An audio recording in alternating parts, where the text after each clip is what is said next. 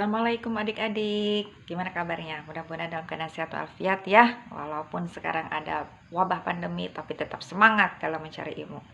Oke, di sini saya akan menjelaskan tentang rukun iman yang ketiga.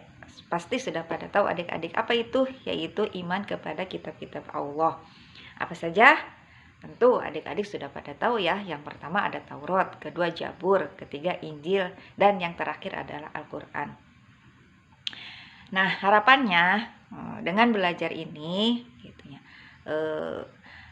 adik-adik bisa meyakini seyakin-yakinnya tentang iman kepada kitab-kitab Allah, lalu dapat memahami isinya, lalu mengamalkannya, dan tidak lupa menyampaikan kepada yang lainnya.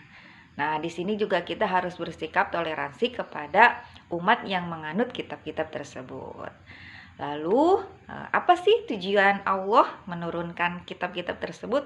Tentu ya, Allah memiliki tujuan gitu. Tidak mungkin menciptakan sesuatu yang sia-sia. Nah, karena Allah menciptakan manusia, pasti butuh gitu ya, butuh sesuatu untuk mengatur manusia tersebut. Karena manusia itu memiliki akal, memiliki juga hawa nafsu. Lalu manusia juga memiliki kebutuhan. Nah, untuk memenuhi kebutuhan tersebut maka harus diatur. Kalau tidak diatur maka akan tercipta kekacauan ataupun kerusakan di muka bumi. Kalau kita melihat surat Al-Jariyat 51-56, di situ diterangkan bahwa Allah menciptakan jin dan manusia hanya untuk beribadah kepada Allah. Nah, dalam kitab-kitab tersebutlah Allah menjelaskan bagaimana semestinya manusia itu berjalan di muka bumi. Oke, nanti kita lanjut ke pembahasan kitab-kitab Allah. Kitab yang pertama diturunkan adalah Taurat. Taurat diturunkan kepada Nabi Musa alaihissalam pada abad 12 sebelum Masehi.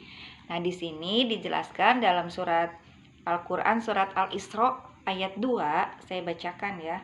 Dan kami berikan kepada Musa kitab yaitu Taurat, dan kami jadikan petunjuk bagi Bani Israel dengan firman, janganlah kamu mengambil atau pelindung selain aku.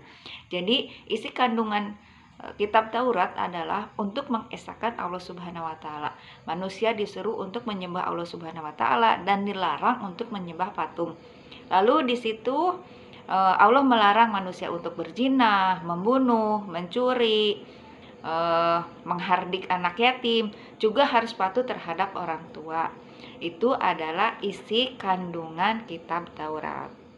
Yang kedua adalah kitab Jabur. Kitab Jabur diturunkan kepada Nabi Daud alaihissalam pada abad ke-10 sebelum Masehi. Isi kitab Jabur hanya sekedar nyanyian. Diriwayatkan jumlahnya 150. Isinya yaitu berupa nasihat, ilmu, dan zikir dan doa. Bukti kitab Jabur adalah kitab Allah diterangkan di dalam surat Al-Anbiya ayat 105. Dan sungguh telah kami tulis di dalam Jabur setelah tertulis di dalam Az-Zikr atau Lauh Mahfuz bahwa bumi ini akan diwarisi oleh hamba-hambaku yang soleh. Yang ketiga adalah kitab Injil. Kitab Injil diturunkan kepada Nabi Isa alaihissalam pada abad pertama Masehi.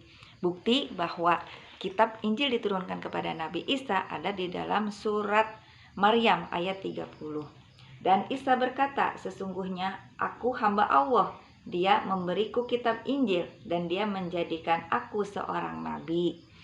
Nah, isi kandungan kitab Injil ada yang tertera di samping ini ya di teks.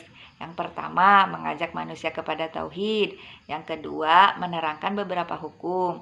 Yang ketiga, mengajarkan hidup dengan juhud. Yang keempat, menjauhkan diri dari kerakusan dan ketampakan dunia. Yang kelima, menerangkan tentang akan datangnya Nabi Muhammad SAW. Nah, yang terakhir adalah kitab Al-Quran. Al-Quran diturunkan kepada Nabi Muhammad SAW pada abad ke-6 Masehi. Ini buktinya tersurat di dalam surat Al-Imran ayat 3. Dia menurunkan kitab Al-Quran kepadamu Muhammad yang mengandung kebenaran, membenarkan kitab-kitab sebelumnya dan menurunkan Taurat dan Injil. Jadi Al-Quran ini adalah penyempurna kitab-kitab yang lain, yang mana kitab-kitab sebelumnya itu banyak dirubah sehingga tidak murni lagi isinya. Nah, Al-Quran dijamin oleh Allah tidak ada manusia yang dapat membuat ayat semisal Al-Quran, dan tidak ada manusia yang dapat merubah isi Al-Quran sampai akhir zaman. Nah, isi pokok Al-Quran ada akidah, ibadah, akhlak, muamalah, juga sejarah, dan banyak yang lainnya. Al-Quran merupakan mukjizat terbesar Nabi Muhammad SAW. Makanya tidak ada satu orang pun yang bisa membuat surat ataupun ayat yang semisal Al-Quran. Dan Al-Quran dijamin oleh Allah sampai akhir zaman tidak akan ada yang bisa merubah Al-Quran.